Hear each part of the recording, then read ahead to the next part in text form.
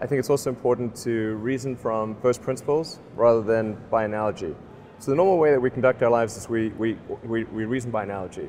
We're doing this because it's like something else that was done, or it's like what other people are doing. Me Too type ideas.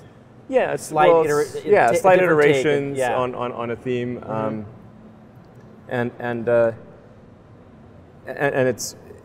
it's kind of mentally easier to reason by analogy rather than from first principles. But by first principles is kind of a physics way of looking at the world, and what that really means is you kind of boil things down to the most fundamental truths, and say, okay, what are we sure is true, or as sure as possible is true?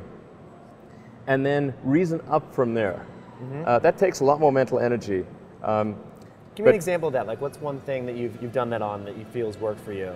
Sure. So somebody could say, in fact people do, that battery packs are really expensive and that's just the way they'll always be, because that's the way they've been in the past.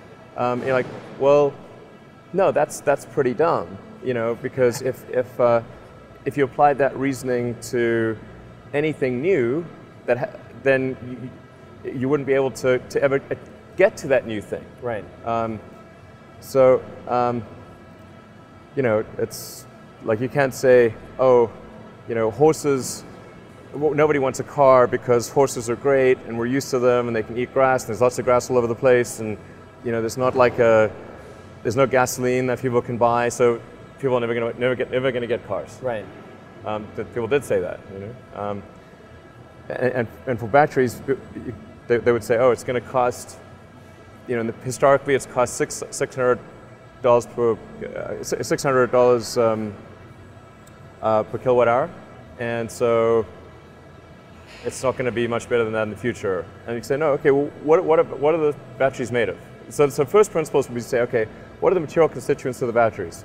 What is the spot market value of the material constituents? So you can say, okay, it's got cobalt, nickel, aluminum, carbon, and some polymers for separation, and a steel can. So break that down on a material basis and say, okay, if we bought that on the London Metal Exchange, what would each of those things cost? Like, oh, geez, it's like $80 per kilowatt hour.